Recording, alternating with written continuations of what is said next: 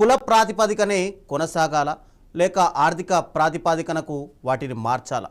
ఈ ఉద్యమం వెనుక నిజమైన సామాజిక లక్ష్యమా లేక ఏదైనా రాజకీయ ఎజెండా ఉందా? అదే అంశానికి సంబంధించి ఈరోజు మనతో పాటు చర్చలో పాల్గొనడానికి మాల్యాది గారు రిటైర్డ్ జడ్జి ఉన్నారు. ఇక కోటేశ్వరరావు గారు రాజకీయ విశ్లేషకులు ప్రముఖ. ఇక ప్రొఫెసర్ జయరామ్ గారు రాజారాం గారు మరి కాసేపట్లో మనతో పాటు జాయిన్ కాబోతున్నారు. ముందుగా ప్యానెల్లో పాల్గొంటున్న అందరికీ కృతజ్ఞతలు. మాల్యాద్రి గారు చెప్పండి, ఆర్హెచ్ఏ అంటే రిజర్వేషన్ హటావో ఆందోళన్ అనే ఒక పేరుతోటి ఒక ఉద్యమం కొనసాగుతుంది. దాదాపుగా 34 లక్షల మంది విద్యార్థులకు సంబంధించినటువంటి సంతకాలు కూడా సేకరిస్తాము అని చెప్పి.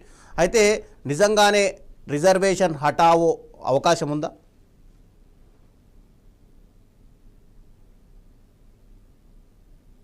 హలో, మాల్యాది గారు చెప్పండి. నమస్కారం అండి. మీకును తోటి స్పీకర్ కి మరియు ప్రేక్షకులకు కూడా అందరికీ నా యొక్క నమస్కారాలు.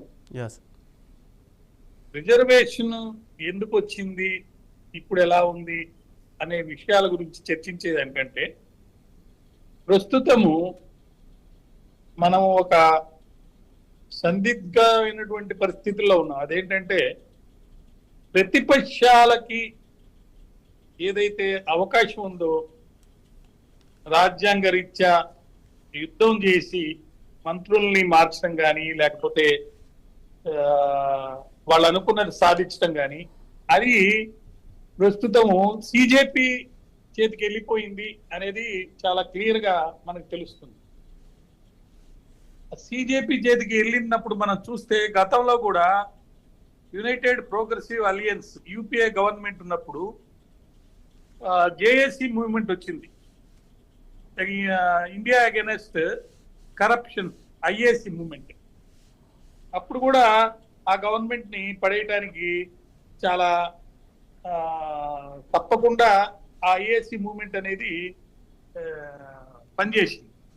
ప్రస్తుతం ఎడ్యుకేషన్ మినిస్టర్ రాజీనామాకు కూడా ఈ సిజేపీ పార్టీ, అది ఎందుకు వచ్చింది, ఎలా వచ్చింది, చీఫ్ జస్టిస్ గారు అన్న మాటకు వచ్చిందా లేకపోతే ఏ కారణాలు వచ్చింది అనేది పక్కన పెడితే ఈ మూమెంట్ వల్ల ప్రజల్లో లేదా ఇంటర్నేషనల్ లెవెల్లో కానీ మనకు అర్థమైంది ఏంటంటే రాజకీయ పార్టీలకైతే కొన్ని నియమాలు లేదా కొంచెం ట్యాక్స్ ఉంటాయి.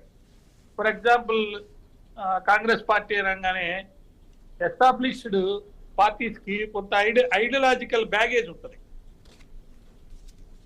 అంటే వాళ్ళు పవర్ కోసం చేసిన తప్పులన్నీ వాళ్ళకి ట్యాగ్ అవుతాయి. గతంలో ఈవెన్ బ్యాంక్ కూడా ఆయనకి ఏదైతే గతంలో కొన్ని ఇబ్బందులు లేకపోతే తప్పులు ఆయన చేశారనుకున్నారో అవన్నీ ట్యాగ్ అయినాయి. కానీ సిజేపీకి అటువంటి ట్యాగ్స్ లేవు కాబట్టి సిజేపీ మూవ్మెంట్ కి నాకు అందిన సమాచారం ప్రకారం సుమారు 5 లక్షల మంది ఆ రోజు పార్లమెంట్ దగ్గర ధర్నా చేయడం జరిగింది. 50,000 మంది పోలీసులు వచ్చారట. మరి ఈ ట్యాగింగ్ ఏం లేదు కదా, ఐడియాలజికల్ బ్యాగేజ్ లేదు వాళ్ళకి, ఆ పవర్ కోసం వాళ్ళు ఏదో తప్పులు చేశారనే ఇది లేదు. తర్వాత వాళ్ళకి అప్పట్లో ఎలక్షన్స్ కంపల్షన్స్ కొన్ని ఉంటాయి, ఎలక్ట్రాల్ కంపల్షన్స్. ప్రతి పార్టీ కూడా అంటే ఇప్పుడు రిజర్వేషన్లు అనగానే మేము కూడా రిజర్వేషన్లు ఇస్తామని ప్రతి పార్టీ చెప్తాయి. ఒక్క రాజకీయ పార్టీ కూడా రిజర్వేషన్లు మేము తీసేస్తామని చెప్పే పరిస్థితి ఇప్పుడున్న పార్టీలకు ఎవరికి కూడా అంత దమ్ము కానీ లేకపోతే ఐడియాలజికల్ గా కూడా వాళ్ళకి అటువంటి ఇది లేదు. కానీ మనం మండల్ రిజర్వేషన్స్ పోటీలు అప్పుడు విపి సింగ్ గారు ఇవన్నీ చూసి ఇప్పుడున్న పరిస్థితుల్లో ఇది చాలా ముఖ్యమైన అంశం అవుతుంది. వాళ్ళు ఏదైతే సిజేపీ వాళ్ళు కొంచెం ఐడియాలజికల్ గా కొన్ని చెప్పారు. చీఫ్ జస్టిస్ కానీ లేకపోతే ఇతరుల జడ్జిలు కానీ వాళ్ళు రిటైర్ అయిన తర్వాత వాళ్ళకి ఎటువంటి పరిస్థితుల్లో ఎంపీ సీట్లు ఇవ్వకూడదు అంటే నామినేటెడ్ పోస్ట్, ఇలాంటి కొన్ని చెప్తూ వాళ్ళు ముందుకు వచ్చారు. కాకపోతే ఇప్పుడు సిజేపీ అంటే ఎవరు, అసలు దానికి ఒక నిర్మాణం లేదు. నేను ఎవరో ఇక్కడ అది చెప్పుకోకూడదు. I'm president of so state of CJP అన్నాడు ఆయన. ఆయన ఎవరు అపాయింట్ చేశారు? ఐఎమ్ సెక్రటరీ అని ఒక ఆయన అన్నాడు. సో ఒక నిర్మాణం లేని ఒక సిజేపీకి ఐడియాలజికల్ కంపల్షన్స్ లేకపోయినా, ఎలక్ట్రల్ కంపల్షన్స్ లేకపోయినా, పవర్ కోసం తప్పులు చేశారనే ఒక భావన లేకపోయినా, వాళ్ళు కన్విన్స్ చేసేదానికి పబ్లిక్ యాంగర్ ఉంటే ఏదైనా ఒక ఇష్యూ మీద పొలిటికల్ సిస్టమ్ లో ఉన్న తప్పులను బేస్ చేసుకొని ఖచ్చితంగా వాళ్ళకు ఒక అడ్వాంటేజ్ ఉంటుంది.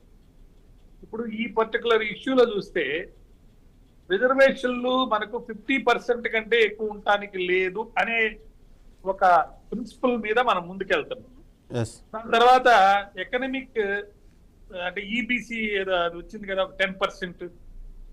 ఆ 10% 60% ఆల్మోస్ట్ రిజర్వేషన్లు మనకు ప్రస్తుతం ఉన్నాయి. మెరిట్ మిగతా 40% కిందే వస్తుంది. మరి ఇతర దేశాల్లో చూస్తే ఆ పరిస్థితి లేదు. కొన్ని దేశాల్లో రిజర్వేషన్సే లేవు. ఇప్పుడు మొన్న ట్రంప్ అధికారంలోకి వచ్చిన తర్వాత అక్కడ కొన్ని రిజర్వేషన్స్ అన్నిటినీ కూడా ఒక్క స్ట్రోక్ ఆఫ్ పెన్ లో రద్దుపరిచేసాయి. సో మనం ఆ బ్యాక్గ్రౌండ్ కూడా మనసులో పెట్టుకోవాలి. నెక్స్ట్ ప్రపంచం అంతా ఎక్కడ చూసినా యుద్ధ వాతావరణం ఉంది. పొలిటికల్ ఇన్స్టెబిలిటీ మనకు కూడా ఉంది. వాతావరణాలు బాగలేవు. సామాన్య మానవుడికి అనేక ఇబ్బందులు కష్టాలు వచ్చున్నాయి. ఈ పరిస్థితుల్లో ఈ పర్టికులర్ ఇష్యూ రిజర్వేషన్స్ అనేది ఒక పెద్ద యుద్ధం అన్నమాట. ఎందుకంటే ప్రైవేట్ ఎంప్లాయీస్ సిస్టమ్ లో కూడా రిజర్వేషన్లు రావాలని ఒక పోటీ జరుగుతుంది. సుప్రీంకోర్టు ఈ మధ్య ఒక తీర్పు ఇచ్చింది. ఆర్థికంగా ఒకసారి రిజర్వేషన్లు పొంది దానివల్ల బెనిఫిట్ పొందిన వాళ్ళు, ఫర్ ఎగ్జాంపుల్ ఒక అతను ఐఏఎస్ అయ్యాడు, వాళ్ళ ఫ్యామిలీకి దాంట్లో రిజర్వేషన్ ఇవ్వడానికి లేదని ఒక తీర్పు ఇచ్చింది. అదేవిధంగా మతం మారితే, ఫర్ ఎగ్జాంపుల్ హిందూగా ఉన్న అతను క్రిస్టియన్ గా మారితే అతను ఎస్సీ దాన్ని పోతుందని వాళ్ళ ఒక పోరాటం, అదొకటి వచ్చిన తీర్పు. దాని మీద కూడా పోరాటం జరుగుతుంది. అంటే ఇది చిన్న విషయం కాదు.